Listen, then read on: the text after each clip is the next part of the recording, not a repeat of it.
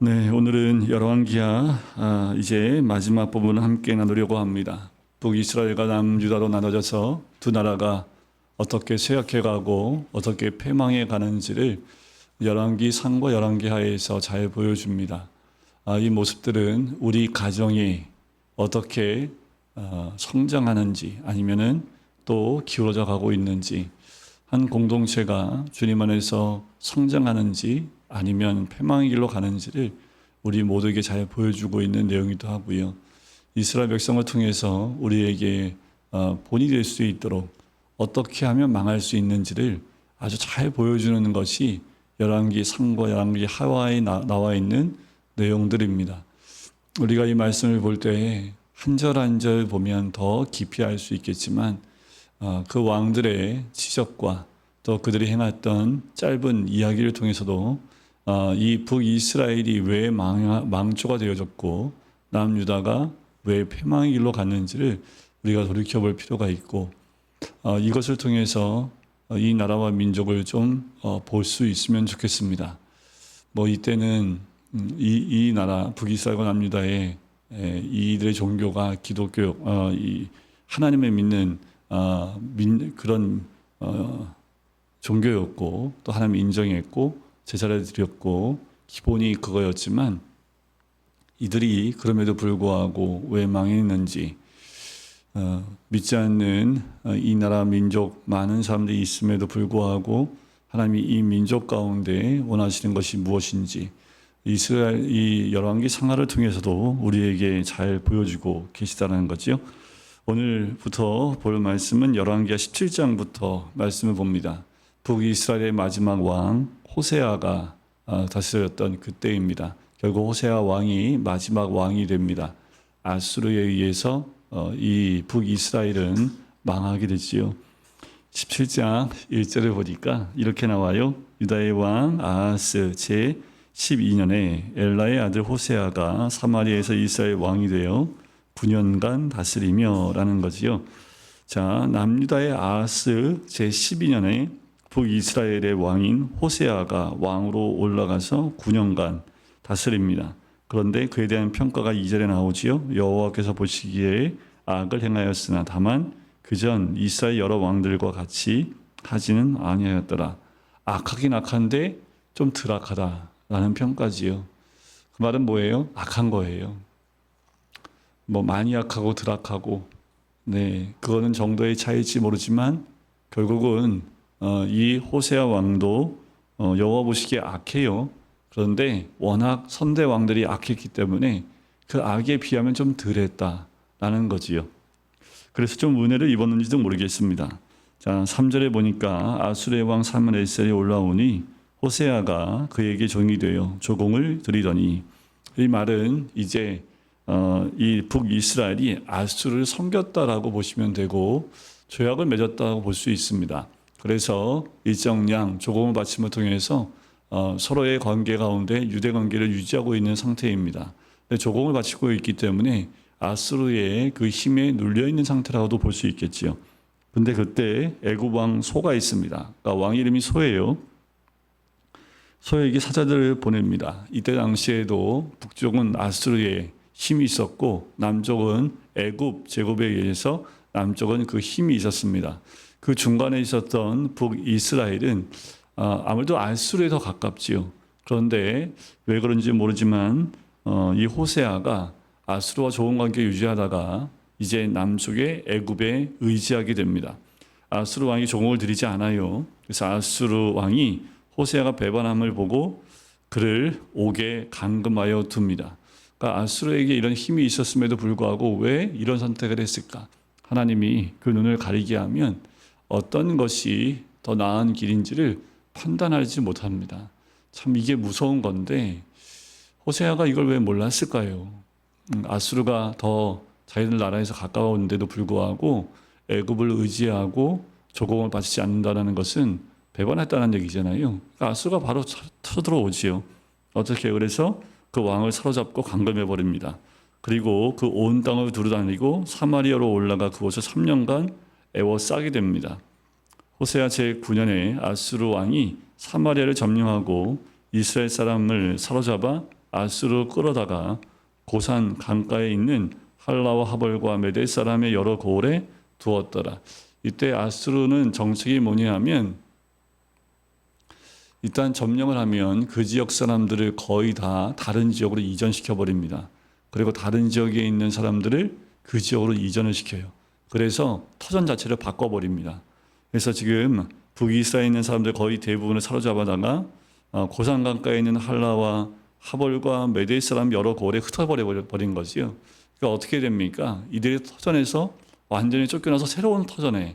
근데 이거는 또 어떤 의미가 있냐면 그 지역을 섬기고 있는 신들이 있기 때문에 이들이 하나님을 섬겼던 마음도 별로 그렇게 신앙이 좋지는 않았지만 이들이 다른 지역으로 가버리니까 급격하게 어떻게 돼요?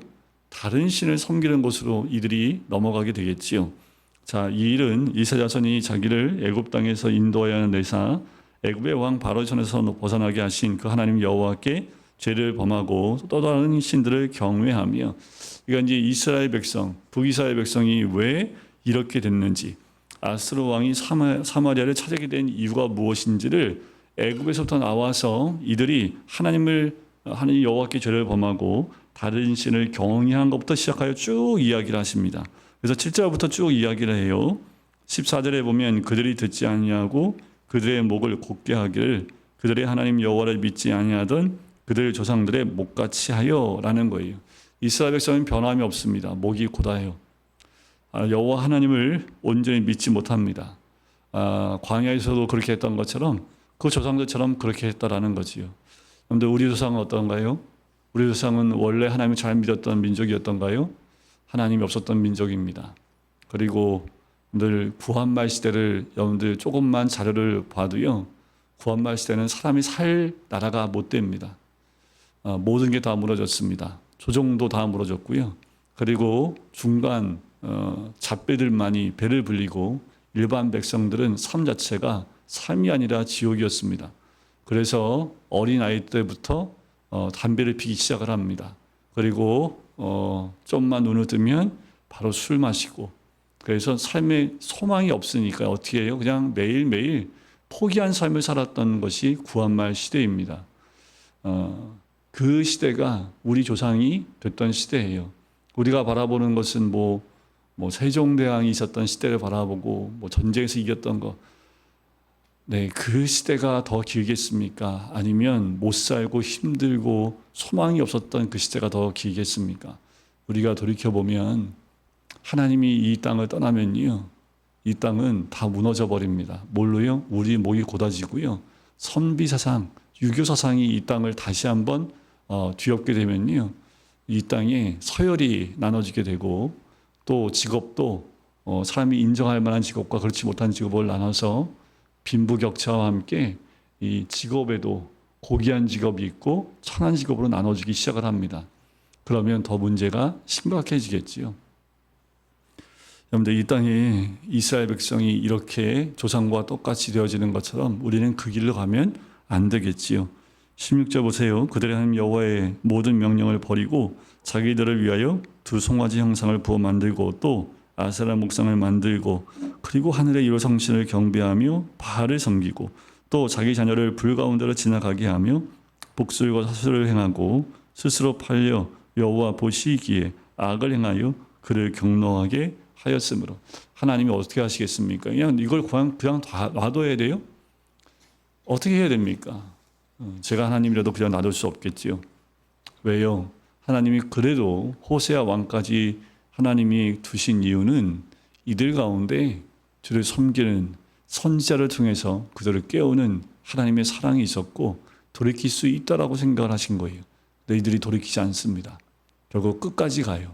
그래서 하나님도 한 우상과 동일하게 만들어 버립니다. 여호와께서 이스라엘에게 심히 노하사 그들을 그의 앞에서 제거하시니 오직 유다 지파 외에는 남은 자가 없으니라. 다 하나님이 제거하시고 남유다만 남았다라는 거지요. 자, 21절에 보면 이스라엘을 다윗의 집에서 첫째 나누시며 그들이 느밧의 아들 여로보암을 왕으로 삼았더니 여로보암이 이스라엘을 몰아 여호와를 떠나고 큰 죄를 범하게 하매 이것이 북이스라엘의 시작점이었고 또 마지막이기도 합니다. 자, 24절. 아수르 왕이 바벨론과 구다와 아와와 하맛과 스발와임에서 사람을 옮겨다가 이스라엘 자손을 대신하여 사마리아 여러 성읍에 두매 그들이 사마리아를 차지하고 그 여러 성읍에 거주하니라. 이때부터 사마리아인이 시작됩니다. 사마리아인 아시죠? 이제 신약에 가면 이스라엘 사람들, 특히 유대인들은 사마리아인은 거의 상종을 하지 않습니다. 그 사마리아인의 시작점이 바로 열왕기하 17장 24절부터 시작을 해요. 이제 이 사마리아 땅 가운데 이제 각 나라 사람들을 데려다가 거기에서 살게끔 만들고 그 사마리아 차지하게 하고 거기에 거주하게 합니다. 그런데 하나님이 그 나라에 거주하는 백성들을 치세요. 여호와를 경외하지 않기 때문이라는 거지요. 그래서 아수르에게 왕에게 이야기를 합니다. 그래서 아수르 왕이 붙잡혀 온 제사장에게 하나님을 섬길 수 있는 방법을 알려줘라. 그래서 알려줘요. 하지만 이들에게는 하나님은 이들이 유대인이 아니기 때문에 이들은 지금 하나님도 그 지역의 한 신으로만 생각을 합니다. 결국 어떻게 돼요? 33절 보니까 이와 같이 그들이 여호와도 경외하고 또한 어디서부터 옮겨왔든지 그 민족의 풍속대로 자기의 신들도 섬겼더라. 혼합 종교가 됩니다. 여러분들, 우리의 신앙은 성경에 근거해야 합니다. 여러분들 생각에 이렇게 신앙생활이 옳은 것 같아? 아니요. 그거는 여러분들 혼합 신앙일 가능성이 높습니다. 믿음은 말씀에 근거해야 합니다. 근데 신앙도 말씀에 근거해야 해요. 말씀에 근거하지 않은 신앙은요, 혼합될 수밖에 없습니다. 그러면 그 신앙은 주님이 기뻐할 수 없는 신앙이 되는 거지요.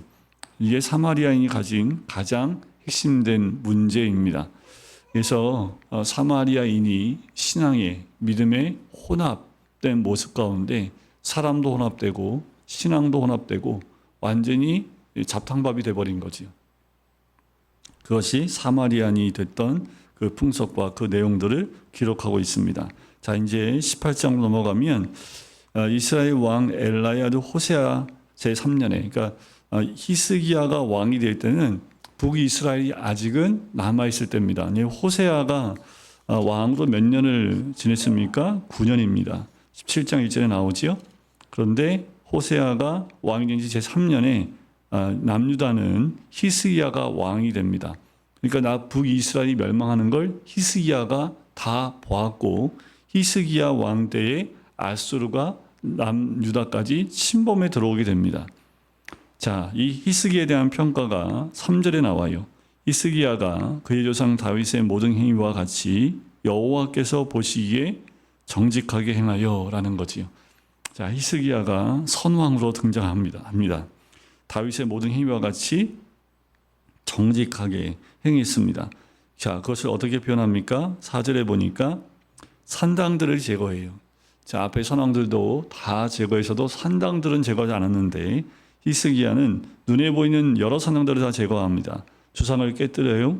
아세라 목상을 찍어버립니다.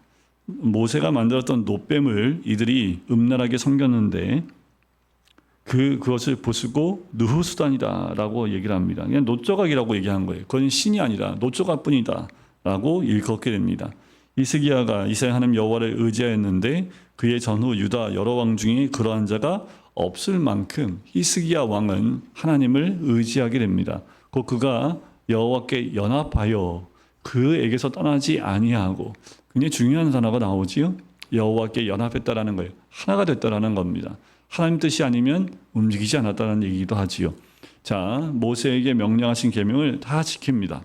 여호와께서 그와 함께 하심에 그가 어디로 가든지 형통하였더라. 그런데 우리가 형통하고 싶잖아요.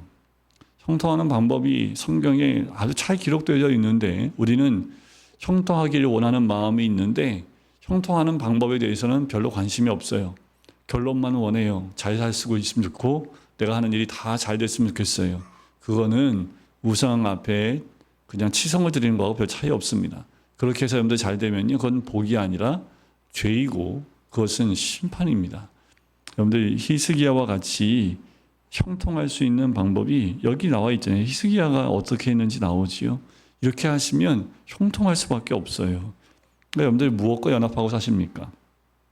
무엇과 하나가 되어 사십니까? 또 어떤 말을 따라 지켜 행하고 있습니까? 자, 9절에 보면 히스기야 왕 제4년 곧 이스라엘의 왕 엘라의 아들 호세아 제7년에 아수르의 왕 살만에셀이 사마리아로 올라와서 에워쌌더라. 3년 후에 그 성이 함락되니 곧 히스기야 왕 제6년이요 이스라엘 왕 호세아 제9년에 사마리아가 함락되매, 지금 히스기야 왕 때에 사마리아가 함락됐던 그 시기를 잘 설명해 주고 있지요. 그런데 그 아수르가 이제 북이스라엘 점령하고 난 다음에 13절에 보면 히스기야 왕 제14년에, 자, 호세아 제7년에 아수르가 망했는데, 호세아가 아니라 히스기야 왕 제6년에 사마리아가 망했는데, 히스기야 제14년에, 그럼 몇 년이에요? 8년이 지난 다음에 아수르가 다시 왕 사네립이 올라와서 유다의 모든 성읍을 쳐서 점령합니다. 그리고 유다 왕 히야가 라기스로 사람을 보내 아수르 왕에게 내가 범죄했나이다 하고 떠나달라고 얘기를 하고, 아수르가 요구하는 은 300달란트, 금 30달란트를 정하여 내게 합니다. 그때 히스기야가 여호와의 성전과 왕궁 곳간에 있는 은을 다 주었어요. 또 그때 유다 왕 히스기야가 여호와의 성전 문의 금과 모든 금을 다 벗겨서 아수르 왕에게 줍니다. 일단 전쟁을 넘겨야 되기 때문에 이 사네립이 와서 요구한 모든 금은 보화를 다 모아다가 아수르한테 바쳐요. 하지만 이것은 해결점이 안 되는 것이, 매번 할 때마다 이렇게 바칠 수가 없죠. 금도 한계가 있고 은도, 가지고 있는 은도 한계가 있는데, 17절에 아수르 왕이 다르단과 랍사리스와 랍사게로 하여금 대군을 거느리고 또 히스기야 왕을 치게 하지요. 그들이 예루살렘으로 올라갑니다. 자, 이제부터는 이제 히스기야가 더 줄 돈도 없어요. 이제 어떻게 할 방법이 없습니다. 다시 아수르로 쳐들어와요. 그리고 이들이 이제 남유다에 있는 히스기야가 보낸 왕궁의 책임자인 엘리야김과 서기관 셈나와 아삽의 아들 사관 요아가 그에게로 나갑니다. 그러니까 이제 아수르에게 나가요. 그래서 아수르 사람들의 말을 듣습니다. 다 듣는데 이제 그 말을 듣고 이들이 와서 왕에게 아뢰게 되는 내용들이에요. 특별히 26절 보세요. 힐기야의 아들 엘리야김과 셈나와 요아가 랍사게에게 이르되 우리가 알아듣겠사오니 청하건대 아람말로 당신의 종들에게 말씀하시고 성 위에 있는 백성이 드는 데서는 유다말로 우리에게 말씀하지 마옵소서 했더니 랍사게가 안 들어요. 그리고 유다말로 얘기합니다. 내가 내 주께서 내 주와 내게만 이 말을 하라고 나를 보내신 것이냐? 성 위에 앉은 사람들도 너희와 함께 자기의 대변을 먹게 하고 자기의 소변을 마시게 하신 것이 아니냐 하고, 랍사게가 드디어 일어나서 유다말로 외칩니다. 왕의 말씀이 너희는 히스기야에게 속지 말라. 그가 너희를 내 손에서 건져내지 못하리라. 31절. 너희는 히스기야의 말을 듣지 말라. 아수르의 왕의 말씀이 너희는 내게 항복하고 내게로 나아오라. 그리하고 너희는 각각 그의 포도와 무화과를 먹고 또한 각각 자기의 우물의 물을 마시라. 그러니까 지금 상황이 어떤 거예요? 아무것도 먹을 수 없는 상황이에요. 전쟁에서 포위당해서 아무것도 못 먹어요. 그러니까 항복하고 나오면 누릴 수 있게 해주겠다라고 얘기하는 거지요. 그런데 이 시대가 풍요로움을 누리려면 신앙을 떠나지 않으면 안 될 시기가 곧 왔습니다. 믿음을 지키고 있으면 그 믿음 때문에 내려놔야 될 것들이 더 많아진 그때에 세상은 얘기합니다. 이것을 누리려면 내 믿음과 내 신앙에서 떠나면 이 모든 것 풍요롭게 누릴 수 있다라고 이야기를 해요. 오히려 여러분들 6.25 때 총을 들이대고 너 믿으면 지금 죽고 안 믿겠다고 하면 살려줄게. 이게 더 낫지. 그냥 그 순간에 결단하면 되지만 지금은 살살 꼬드겨요. 누리고 싶어? 그러면 내 믿음에서 떠나면 돼. 그럼 이거 모든 거 다 누리게 하고 풍족하게 누리게 해줄게. 라고 점점 우리에게 이야기해 옵니다. 여러분들 무엇을 선택하시겠습니까? 지금까지 풍요롭게 잘 살았는데 계속 풍요롭게 잘 살려면 내 말 잘 듣고 믿으면서 좀 떠나고 그냥 교회는 발만 담그고 나와서 세상에서 사람들이 사는 것처럼 그렇게 살면 돼. 그러니까 뭐예요? 세상의 포로가 되라라고 얘기를 하는 거지요. 백성들이 아무도 대답하지 않아요. 36절에 보니까 왕이 대답하지 말라고 명령했기 때문에 백성들이 아무도 대답을 하지 않습니다. 37절 이에 힐기야의 아들로서 왕궁 내의 책임자인 엘리야김과 서기관 셈나와 아삽의 아들 사관 요아가 옷을 찢고 히스기야에게 나아가서 랍삭의 말을 전합니다. 19장은 이제 이 히스기야 왕이 옷을 찢고 굵은 베옷을 두르고 여호와의 전에 들어갑니다. 그리고 굵은 배로 들려서 아모스의 아들 선지자 이사야에게 보내매 이때 성경에서 이사야가 처음 등장합니다. 자, 이사야에게 이때 선지자였기 때문에 구하는 거지요. 자, 6절 보시면 이사야가 그들에게 이르되 너희는 너희 주에게 이렇게 말하라. 여호와의 말씀이 너는 아스루 왕이 신복에게 들은 바 나를 모욕하는 말 때문에 두려워하지 말라. 세상이 하나님을 모욕하는 짓들을 해도 두려워하지 말라는 거지요. 내가 한 영을 그의 속에 두어 그로 소문을 듣고 그의 본국으로 돌아가게 하고 또 그의 본국에서 그에게 칼에 죽게 하리라 하셨느니라 하더라. 그 와중에 다시 랍사게가 돌아가다가 이제 다시 또 오게 됩니다. 다시 위협을 하게 돼요. 그것이 이제 8절부터 13절까지 내용인데 히스기야가 그에게 받은 편지를 받아 들고 여호와의 성전에 또 올라갑니다. 그 편지를 여호와 앞에 펴놓고 다시 기도를 해요. 그때 20절 이 기도에 아모스의 아들 이사야가 히스기야에게 이렇게 얘기합니다. 이사야는 여호와의 말씀이 내가 아수르 왕 사내립 때문에 내게 기도하는 것을 내가 들어노라 하셨나이다. 그러니까 이렇게 히스기야가 기도를 계속해요. 응답해 주십니다. 특별히 30절에 보면 유다 족속 중에서 피하고 남은 자는 다시 아래로 뿌리를 내리고 위로 열매를 맺을지라. 남은 자는 예루살렘으로부터 나올 것이요 피하는 자는 시온산에서부터 나오리니 여호와의 열심히 일을 이루리라 하셨나이다 하니라. 그러니까 이거는 지금 아수르를 넘어서서 바벨론에 있었던 모든 걸 다 통틀어서 하나님 이사야를 통해서 지금 응답하고 말씀해주고 있는 거지요. 자, 35절에 보면 앞에 18장에서 19장 초반에 말씀하신 대로 여호와의 사자가 나와서 아수르 진영에 가서 군사 18만 5천 명을 칩니다. 이렇게 해서 그러니까 하룻밤 사이에 18만 5천 명이 다 죽습니다. 그래서 사내립이 떠나서 다시 돌아가요. 그가 그의 신 니스록의 신전에서 경배할 때 두 사람 드람멜렉과 사레셀이 아드람멜렉과 사레셀이 그를 칼로 죽이고 쳐 죽이고 아라라 땅으로 그들이 도망하며 그 아들 에살 합돈이 대신하여 왕이 됩니다. 그러니까 히스기야가 싸움을 하지도 않고 하나님 함께 기도를 통해서 이런 모든 전쟁과 어려움을 이겨내는 모습을 보지요. 자, 20장부터는 히스기야의 병입니다. 그 유명한 사건이지요. 병들어 죽게 됩니다. 그래서 이사야가 그에게 오지요. 여호와의 말씀이 집을 정리하라. 너 죽는다. 라고 얘기를 해줍니다. 그때 히스기야가 죽는구나 하고 포기하는 것이 아니라 낯을 벽으로 향하고 여호와께 기도합니다. 3절에 보면 20장 3절에 보면 내가 진실과 전심으로 주 앞에 행하며 주께서 보시기에 선하게 행하는 것을 기억하소서. 여러분들 평상시 하나님께 잘하십시오.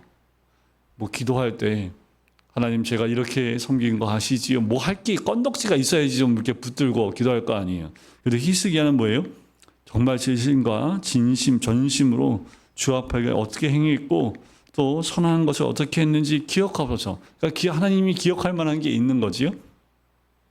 그리고 통곡을 해요. 이사야가 너 죽어라고 얘기하고 그 도시를 떠나가기도 전에 하나님이 응답하십니다.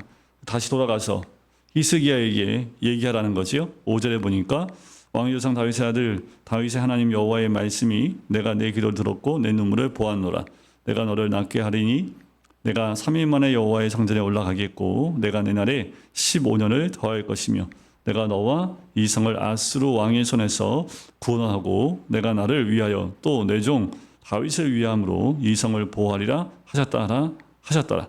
이사야가 얘기하고 무화과 반죽을 가져오라 해서 무리가 가져오매 상처에 놓으니까 낫게 됩니다. 그리고 3일 만에 여호와 성전에 올라가지요. 10절에 어떻게 믿을 수 있는지 이때 하나님 이사야한테 얘기하는 거지요. 그림자가 10도 나가는 것은 쉬운데 뒤로 물러가게 해달라고, 그러면 믿겠습니다 라고 얘기를 합니다. 11절에 이사야가 여호와께 간구하며 아하스의 해시계 위에 나아갔던 해 그림자를 10도 뒤로 물러가게 하셨더라.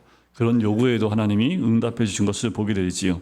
자, 그때 바벨론 왕 브로닥 발라단이 히스기야가 나았다는 소식을 듣고 축하하는 그 사단을 보내요.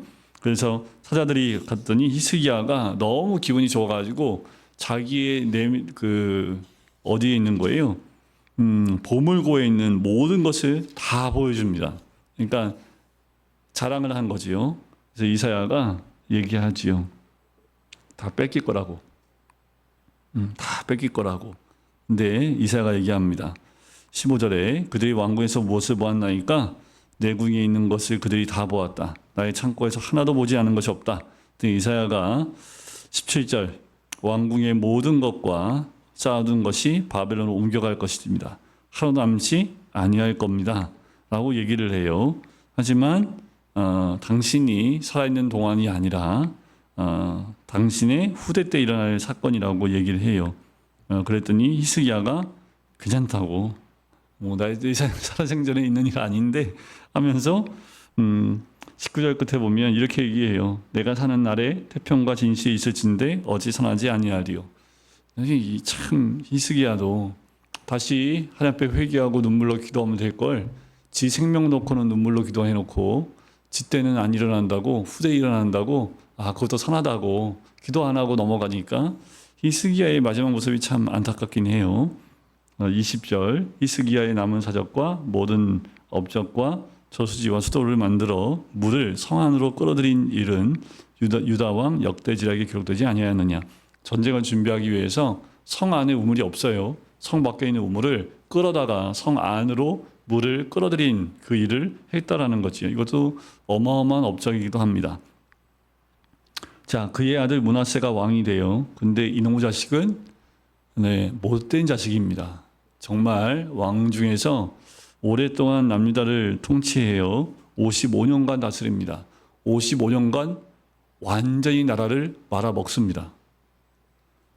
돌이킬 수 없게끔 만들어요. 므낫세가 아니었으면 조금 더 갔을지 모르겠는데 므낫세가 완전히 나라를 완전히 망하게 만듭니다. 이 다음에 요아스라는 왕이 선왕이 나오긴 하지만 이걸 돌이키지 못해요.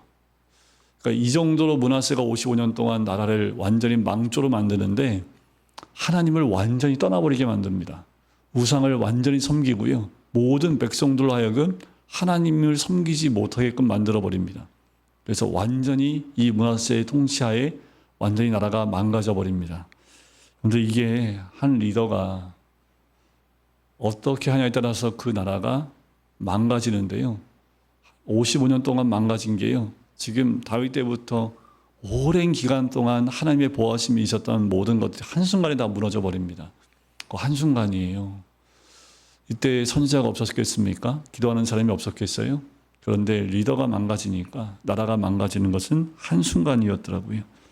여러분들 그래서 한 나라의 리더를 뽑을 때는 정말 기도를 많이 하셔야 합니다. 우리나라처럼 믿음 떠나서요. 그냥 네가 좌측이냐 우측이냐 이것 따져갖고 찍는 이 민족은 참 불쌍한 우리나라 민족입니다. 이 나라가 이렇게 된 건 하나님의 뜻인데도 하나님의 뜻이 어딘지를 분별하는 것이 아니라 그냥 내 판단에 나는 좌측이니까 좌측에서 나온 사람 무조건 뽑아야 돼. 이게 얼마나 무지한 생각들인지를 우리가 좀 알아야 됩니다. 나는 우측에 있으니까 우측에서 나온 후보는 무조건 뽑아야 돼. 이것처럼 바보 같은 일은 없습니다. 정말 바보 같은 짓들이에요. 보아서 하나님이 그나마 하나님이 인정할 만한 리더가 누구인지를 말씀과 기도를 통해서 분별을 해야지요.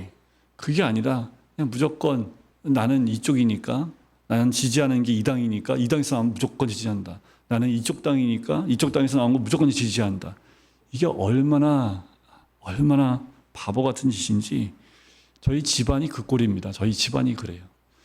그래서 제가 뭐 우리 형이 안 볼 거니까 우리 부모님이 자기가 우리 형이 지지하는 그 후보를 안 찍었다고요. 어머니 아버지를 안 봐요. 어머니 아버지가 저한테 막 울어요. 야, 니네 형은 왜 그러냐 하면서. 요번에 뭐 나눠줬잖아요. 그 전화했더니 왜 찍지도 않아 놓고 그거 받아가냐고. 부모님한테 그랬대요. 어머니가 막 울어요. 근데 니네 형 왜 그런지 모르겠다고. 글쎄 나도 왜 그런지 모르겠다고. 나이 처먹고 왜 그래요 우리 형. 제가 그랬어요. 아니 나이 처먹고 왜 그런지 모르겠다. 나이 먹어서 더 하냐고 어떻게. 근데 제가 또 형한테 뭐라고 할 수도 없잖아요. 형은 1년에 한두 번도 못 봅니다. 왜냐하면 저는 그리스도인이고 형은 그리스도인이 아니기 때문에 그렇게 생각을 하더라고요. 그러니까 여러분 우리가 한 리더의 잘못된 리더를 뽑았을 때 한 나라가 이 므낫세가 55년 동안 이스라엘 이 뒤에는요 회복할 방법이 없습니다. 한번 넘어지니까. 그러니까 여러분들 하나님이 기뻐하시는 리더를 뽑아야지 내가 어느 당에 속해 있다고 해서 그 당을 지지하는 것이 아니라 정치를 떠나서요.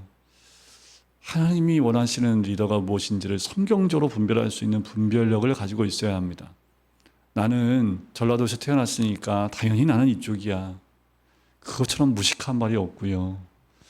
나는 당연히 경상도 쪽이니까 이쪽이야. 이것처럼 바보 같은 선택은 없습니다. 그런데 십몇 년 동안 거의 제가 태어나서 거의 다 이렇게 왔더라고요. 어느 순간엔 저도 그거에 따라 투표를 한 적도 있습니다. 그런데 가면 갈수록 이 나라가 더 망조가 되고 있는 이유는 그리스도인들이 거기에 함께 흔들리고 있기 때문에 그래요. 깨어 있으셔야 합니다. 여러분들 므낫세 왕이 어떤 짓을 하는지 보세요. 2절과 3절을 보십시오. 므낫세가 여호와 보시기에 악을 행하는데요. 여호와께서 이스라엘 자손 앞에서 쫓아내신 이방 사람이 가증한 일을 따라서 아버지 히스기야가 헐어버린 산당을 다시 다 세워요. 그리고 뭐예요? 바알 위한 제단을 쌓아요. 아세라 목상을 만들어 버려요. 이로 성신을 다시 경배합니다. 히스기야 왕이 다 무너뜨렸던 걸 다시 다 복원시켜 놉니다. 5절 여호와의 성전 두 마당에 하늘의 1월 성신을 위하여 제단을 쌓고 또 자기의 아들을 불 가운데로 지나가게 하며 이런 악한 짓까지 행하는 거지요. 12절부터 그 뒤에 보면 므낫세가 얼마나 여호와 보시기에 악을 행하는지 그 모든 것이 나옵니다. 16절 보세요. 므낫세가 유다에게 범죄하게 하여 여호와께서 보시기에 악을 행한 것 외에도 또 무죄한 자의 피를 심히 많이 흘려요. 당연히 악하니까 무죄한 자의 피를 흘리기도 합니다. 많이 흘려 예루살렘 이 끝에서 저 끝까지 가득하게 하였더라. 그러니까 원한이 쌓이기 시작을 합니다. 그러니까 뭐예요? 므낫세가 악한 왕이라는 건 법에 상관이 없다라는 거예요. 지 멋대로 하니까요. 무죄한 자의 피를 흘리게 만듭니다. 그 원한이 쌓입니다. 그들의 함성이 그 땅을 덮게 돼요. 자, 그 뒤를 이어 19절 아몬이 왕이 될 때 나이가 22세라 예루살렘에서 2년간 다스립니다.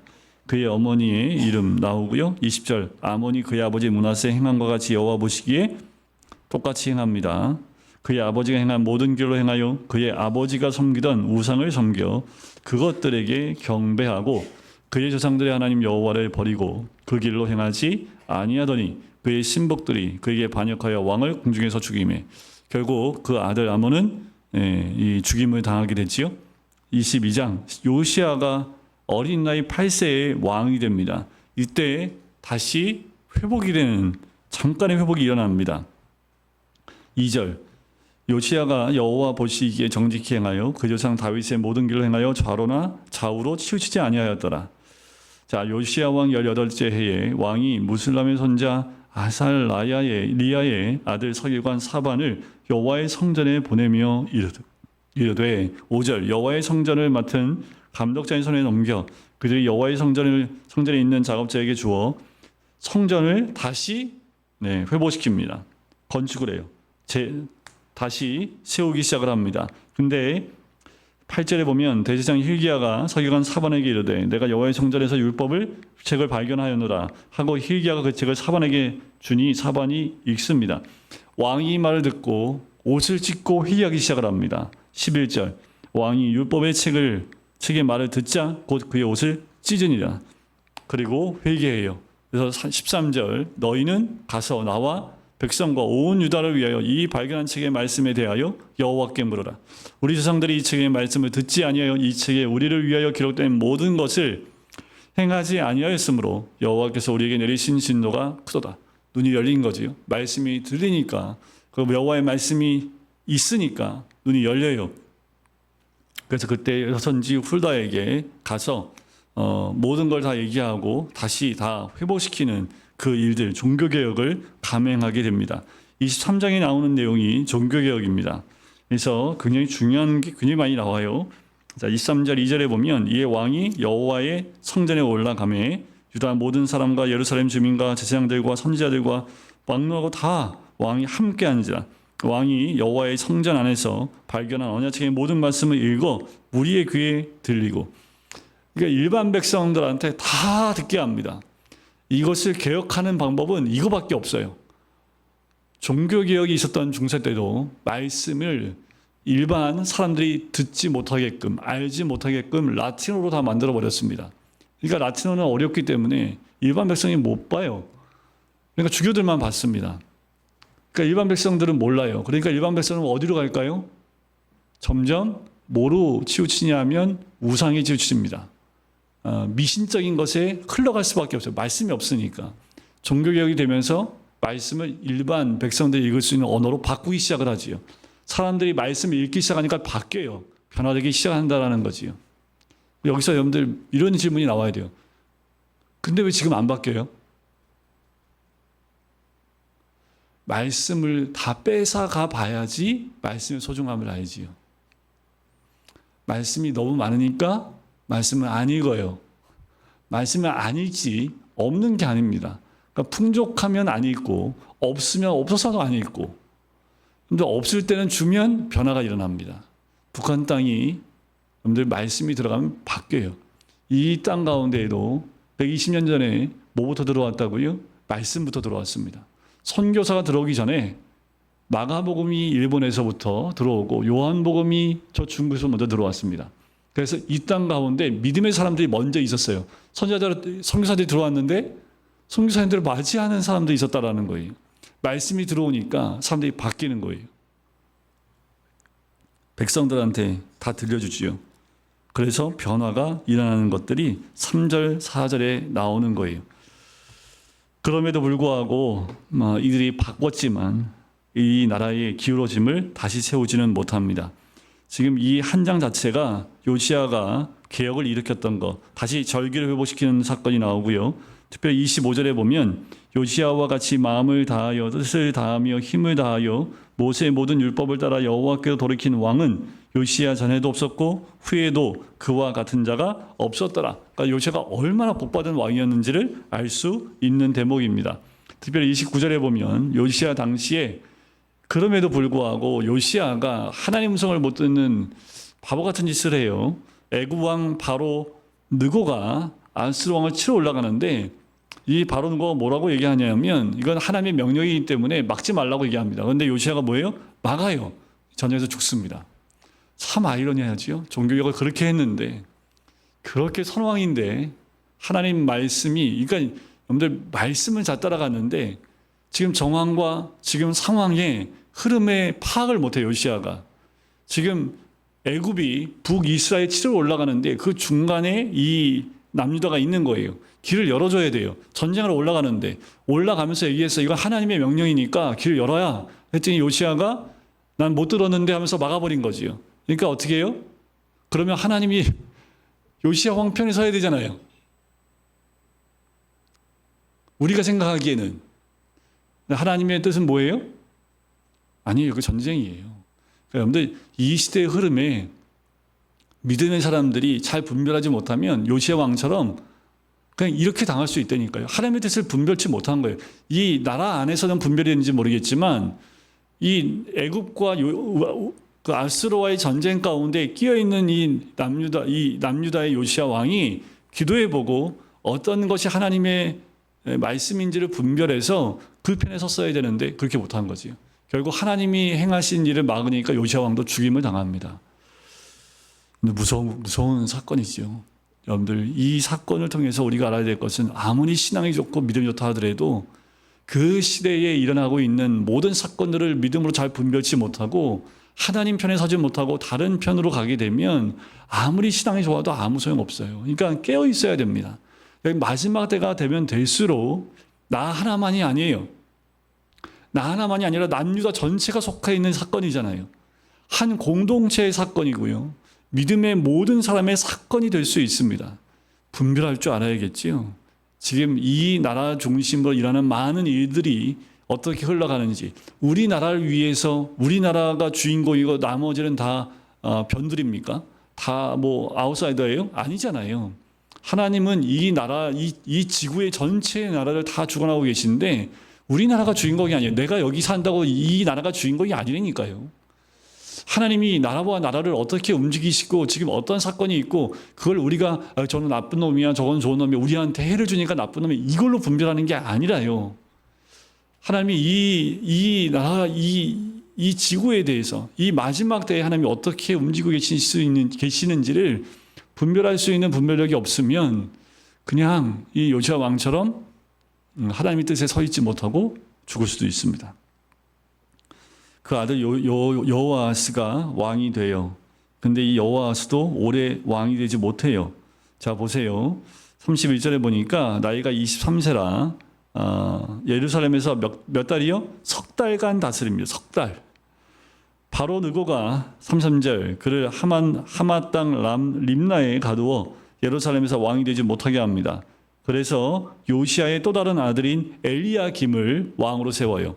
요시야가 막아서 요시야를 죽이고 여호아스를 왕으로 세웠는데 얘도 아마 말을 잘 안 들었던 것 같아요.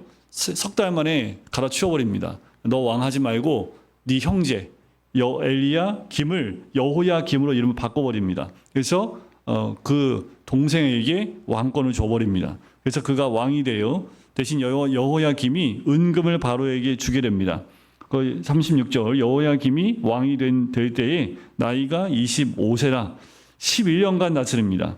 자, 24장에 보면 여호야김 시대에 바벨론 왕 느부갓네살에 올라와서 여호야김이 3년간 섬기다가 또 배반을 하게 됩니다. 그래서 여호야김이요 죽게 되지요. 그래서 6절에 보면 여호야김이 그 조상들과 함께 잠에 그 아들 여호야긴이 대신하여 왕이 됩니다. 자, 중요한 것은 여기서 이제 우리나라가 좀 비슷해요. 상황이 중간에 껴 있습니다. 애굽 왕과 아수르, 바벨론 뭐 여기에 좀 중간에 껴 있어요. 항상 애굽은 왕족을 큰 남쪽에 제국 서 있고 아수르가 망하고 바벨론이 다시 신흥 왕국으로 올라왔습니다. 지금 이 두 나라 사이에 이 나라가 껴 있는 거예요. 애굽 왕이 다시는 그 나라에 나오지 못하였으니, 그러니까 바벨론이 어떻게 해요? 이제 남쪽에 있는 애굽의 그 모든 걸 이겨버린 거지요. 그래서 바벨론 왕이 애굽 강에서부터 유브라데 강까지 애굽 왕에게 속한 땅을 다 점령해 버립니다. 그러니까 바벨론이 싹 다 점령한 거예요. 여호야긴이 왕이 될 때에 나이가 18세라 예루살렘 석 달간 다스립니다. 여호야긴도. 그래서 여호야긴이 그의 아버지의 모든 행위를 따라서 여호와께서 보시기에 뭘 행하였더라? 악을 행하였더라. 얘도 잡혀갑니다. 그리고 바벨론 왕이 17절 그의 숙부 마따니아, 그러니까 요아스의 또 다른 아들이겠죠. 마따니아를 대신에 왕이 삼는데 그 이름을 고쳐서 시드기야라고 합니다. 이 시드기야도 이제 남유다의 마지막 왕입니다. 결국 이 시드기야도요 남쪽의 애굽 편에 섰다가 결국은 멸망을 당하게 되는 것이 25장의 내용입니다. 결국 7절에 보면 25장 7절에 보면 시드기야의 아들들은 들을 그의 눈앞에서 죽이고 시드기야의 두 눈을 빼고 노사슬로 그를 결박하여 바벨론으로 끌고 가게 됩니다. 결국 이렇게 돼요. 하나님을 따르지 못했던 전부터 그것이 쌓여지게 되고 하나님의 심판이 마지막 임하게 되지요. 바벨론 왕 느부갓네살 19째 해 5월 7일에 바벨론 왕의 신복 시위대장 느부사라단이 예루살렘에 이르러서 성전과 왕궁을 불사르고 예루살렘의 모든 집을 귀인의 집까지 다 불살라버리고 다 허물어 버립니다. 이렇게 해서 남유다가 다 망하게 되지요. 27절 이제 끝부분에 보면 유다의 왕 여호야긴이 사로잡혀 간 지 37년 곧 바벨론의 왕 에월무르닥이 즉위한 원년 12월 그달 27일에 유다의 왕 여호야긴을 옥에서 내놓아 그 머리를 들게 하고 그에게 좋게 말하고 그 지위를 바벨론의 그와 함께 있는 모든 왕의 지위보다 높이고, 그러니까 포로로 잡혀갔던 여호야긴은 바벨론에서 다시 회복시켜 주시는 하나님의 은혜를 누리게 됩니다. 자, 이렇게 해서 남유다가 멸망하게 돼요. 이게 남유다의 멸망과 북이스라엘 멸망을 보면요, 결국은 이들의 신앙이 무너짐이지요. 그리고 신앙이 무너진 상태에서 하나님이 그 주변국을 어떻게 하나님이 인도하고 계시는지를 분별치 못하는 이들의 모습도 보게 됩니다. 우리가 깨어 있어야 될 것은 우리의 신앙입니다. 우리의 가정의 신앙이고 우리 공동체의 신앙입니다. 말씀을 떠난 그 다른 어떤 것도 우리의 믿음에 들어오면 안 돼요. 그리고 다른 것에 우리가 마음을 빼앗겨서도 안 됩니다. 참 무더운 날씨가 왔지요. 이제 한 달여 넘게 동안 이 무더울 텐데 여러분들 이 무더운 날씨 가운데 여러분들의 마음도 무뎌지게 되고 점점 약해질 가능성이 높습니다. 그래서 썸머 미션을 잘 행하시면 그나마 이 여름을 믿음 가운데 잘 버텨낼 수 있을 줄 믿습니다. 그러니까 여러분들 한여름에 집에 있지 마시고요. 커피 한 잔에 시원한 곳이 많잖아요. 우리나라처럼 커피숍 많은 나라도 없어요.